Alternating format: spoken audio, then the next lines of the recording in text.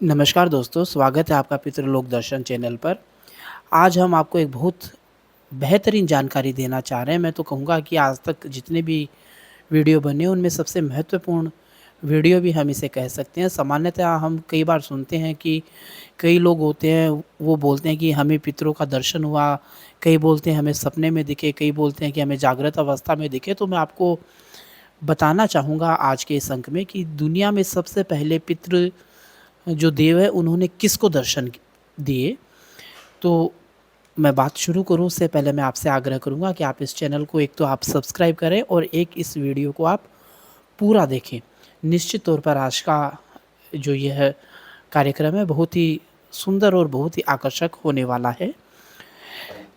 अगर बात करें कि दुनिया में सबसे पहले इस सृष्टि में सबसे पहले पितरों के दर्शन पृथ्वी पर किसने किए, तो वो अ, देवी सीता ने किए।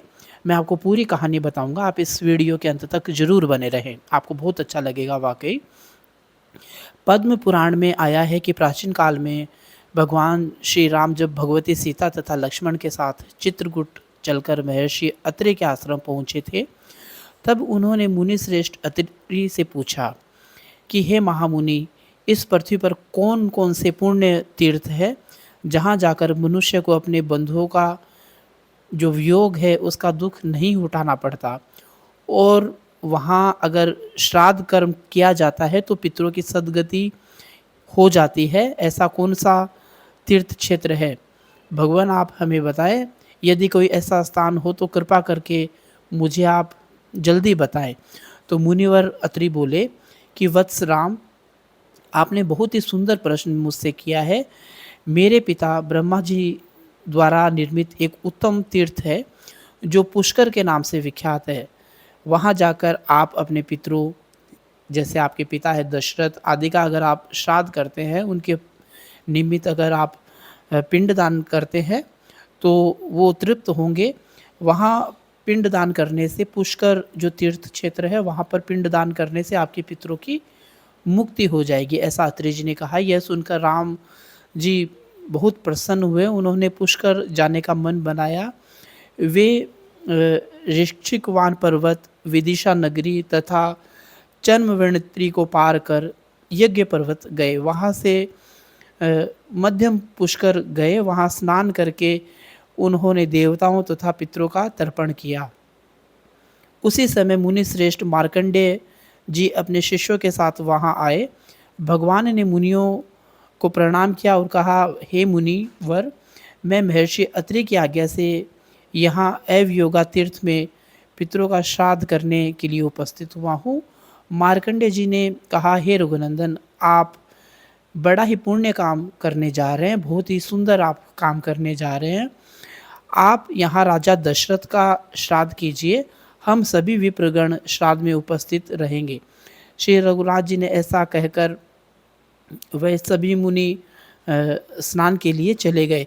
इधर श्री राम जी ने लक्ष्मण जी से कहा कि तुम जाओ और श्राद्ध की जो सामग्री है उसको एकत्रित करके लाओ। श्री लक्ष्मण जी राम जी की आज्ञा से जंगल में अच्छे-अच्छे पके हुए जो फल थे उन्हें लेकर आए। श्री जानकी जी ने भोजन बनाया और श्री राम अवयोगा नाम की जो बावड़ी थी उसमें स्नान करके मुनियों की आने की प्रतीक्षा करने लगे। दोपहरी में जब कुतप वेला का समय आया, 11 साढ़े 11 बजे के आसपास, उसी समय जो ऋषिगण स्नान करने गए थे वो सारे के सारे उपस्थित हो गए। मुनियों को आया देखकर सीता माता वहाँ से हट गई और झाड़ियों के पीछे जाकर छिप गई। श्री रामचंद्र जी ने विधि पूर्वक श्राद्ध में ब्राह्मणों को भोजन वो कराने लगे। उन्हें भी यूँ लगा कि सीता इन ब्राह्मणों को देखकर कैसे चुप गई है। श्राद्ध की पूरी प्रक्रिया पूर्ण करके ब्राह्मणों के विसर्जन के अनंतर श्री राम जी ने देवी सीता से कहा कि यहाँ आए हुए मुनियों को देखकर तुम छिप क्यों गई? तो भगवती सीता बोली, नाथ, मैंने जो आश्चर्य देखा उसे मैं बताती हूँ, आप सुनिए। आपके द्वारा नाम गोत्र का उच्चारण होते स्वर्गीय महाराज दशरथ यहाँ आकर उपस्थित हो गए। मैंने मेरी आंखों से देखा। उनके साथ उन्हीं के समान रूप वाले 2 पुरुष और थे। मैंने उन्हें भी देखा, जो सब प्रकार से आभूषण धारण किए हुए थे।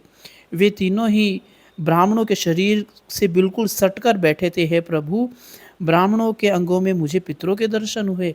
उन्हें देखकर मैं लज्जा के मारे आपके पास से हट गई, क्योंकि मैंने तो वन के जो वस्त्र है वो धारण कर रखे हैं, इसलिए मुझे बहुत संकोच हुआ कि मेरे ससुर जी मेरे सामने बैठे हैं और मैं इन वस्त्रों में उनके सामने जाऊंगी तो उन्हें बिल्कुल अच्छा नहीं लगेगा, वो बहुत उनको पीड़ा होगी। इसलिए आपने अकेला ही उनको भोजन करवाया और आपने विधि पूर्वक श्राद्ध की क्रिया संपन्न की। भला मैं महाराज के सामने कैसे खड़ी होती? यह मैंने आपसे सच्ची बात बताई है, मैं बिल्कुल झूठ नहीं बोल रही हूँ। यह सुनकर श्री राम जी तथा लक्ष्मण जी बड़ी उनको बहुत प्रसन्नता हुई। तो ये जो पूरा दृष्टांत है, इससे यह साबित होता है कि जो पितृगण है, जब हम उनका आह्वान करते हैं, उनका नाम लेकर, अपने गोत्र का नाम लेकर, तो वो ज़रूर उपस्थित होते हैं। आपको ये कथा कैसी लगी, एक तो आप कमेंट के माध्यम से ये बताएं और आप इस चैनल को सब्सक्राइब ज़रूर करें। आप सभी के प्रति आध्यात्मिक मंगल भावना। यह जो चैनल है, इसका प्रसारण श्री श्री 108 मक्खन जी पितर जी महाराज के जो मंदिर है चूरू में, वहाँ से इसका प्रसारण किया जाता है। आपको यह जानकारियाँ कैसी लग रही है, आप हमें ज़रूर बताएं। आप सभी के प्रति पुनः आध्यात्मिक मंगल भावनाएं। पितर जी महाराज आप सभी की रक्षा करें।